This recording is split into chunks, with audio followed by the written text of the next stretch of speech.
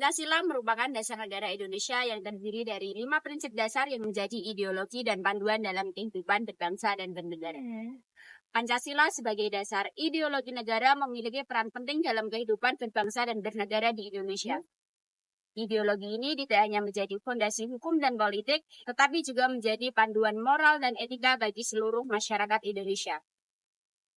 Pancasila sebagai dasar ideologi negara Indonesia memiliki nilai-nilai penting yang relevan bagi semua generasi termasuk generasi Z. Generasi Z mengalami mudarnya nilai-nilai Pancasila, nasionalisme, dan patriotisme dalam jiwa mereka karena terlalu mengikuti perkembangan iptek yang semakin canggih, arus globalisasi, dan pergaulan bebas. Sebelum kita berbincang-bincang lebih jauh tentang pentingnya nilai-nilai Pancasila sebagai pedoman berkarakter untuk generasi Z, mari kita tanya-tanya orang sekitar. Maksudnya nih, generasi Z sekarang itu apakah sudah mengamalkan nilai-nilai Pancasila atau belum? Mungkin kalau bisa digeneralisir sebagian udah, tapi nilai-nilai itu belum maksimal. Alasannya Pak, kenapa belum menerapkan? Ya. Mungkin kalau Pancasila kita semua hafal ya dari 1 sampai 5, tapi untuk mengamalkan secara keseluruhan nilai-nilai yang ada itu belum. Sebagai misal ya hal simpel lah kayak kita belum bisa menaati peraturan atau yang lain. Menerapkan nilai Pancasila dalam kehidupan sehari-hari itu penting atau tidak? Menerapkan Pancasila dalam kehidupan sehari menurut saya itu sangat penting karena nilai-nilai yang terkandung dalam Pancasila itu sudah sangat digunakan dalam sehari-hari, yaitu yang pertama itu kan ada ketuhanan yang Maha Esa. Kita kan manusia sebagai umat yang beragama pasti selalu melakukan ibadah. Kemudian yang kedua kan kemanusiaan ya. Jadi sebagai sesama manusia itu harus saling adil dan persatuan Indonesia. Kita kan memiliki bangsa yang satu, itu bangsa Indonesia. Jadi kita harus mengutamakan kepentingan bangsa dan kerakyatan yang dipimpin, musyawaratan yang dipimpin. Jadi kita harus saling menghargai pendapat satu sama lain. Generasi Z merupakan generasi muda yang tidak pernah terlewat dari teknologi.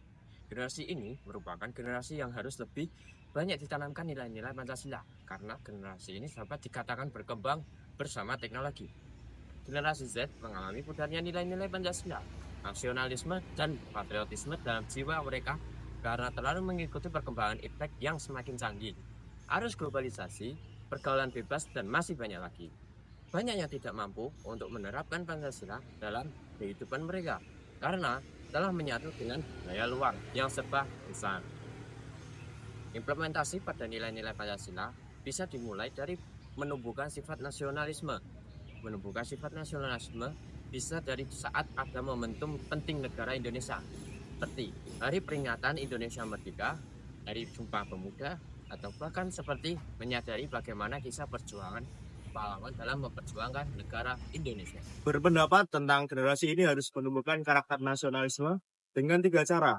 Yang pertama, pendidik karakter bangsa, artinya bahwa generasi ini harus berperan dalam mendirikan karakter yang positif bagi bangsa dengan kemauan yang gigih demi menjunjung tinggi nilai moral dan menanamkannya dalam kehidupan nyata. Yang kedua adalah pemberdayaan karakter, bahwa generasi ini harus menjadi panutan untuk mengembangkan karakter bangsa yang positif secara aktif, menumbuhkan kesadaran kolektif dengan kohesi yang besar. Yang ketiga adalah perekayasa karakter, berarti generasi ini berlaku unggul dalam ilmu pengetahuan bahkan budaya. Ikut dalam proses pembelajaran untuk mengembangkan karakter yang positif sesuai zaman. Oleh karena itu, tertera 5 butir dalam Pancasila yang bisa diamalkan dengan cara yang pertama yaitu memeluk suatu agama dan mengamalkannya, dan tidak memaksakan orang lain untuk mengikuti agama yang kita yakini, dikarenakan setiap manusia memiliki haknya untuk memilih dan mengikuti agama yang diinginkan. Yang kedua yaitu menghormati perbedaan yang ada dalam masyarakat. Tak lupa juga untuk selalu menjaga kesopanan dan adab dalam kondisi apapun. Yang ketiga adalah cinta terhadap Indonesia. Guna mempertahankan persatuan dan kesatuan, kita mempercayai jika kita bertanah air yang satu, yaitu Indonesia. Yang keempat adalah mengikuti serta memberi saran terhadap pelaksanaan kedaulatan rakyat oleh pemerintah dan memprioritaskan musyawarah jika sedang mengambil keputusan atau masalah, baik itu kepentingan 2 orang atau lebih. Yang terakhir atau yang kelima yaitu selalu berusaha untuk menolong orang yang sedang dalam kesulitan, menghargai hasil musyawarah walaupun hasilnya tidak sesuai dengan anggapan kita, dan dapat memperjuangkan keadilan. Terima kasih dari saya. Semoga bermanfaat. Wassalamualaikum warahmatullahi wabarakatuh. See you.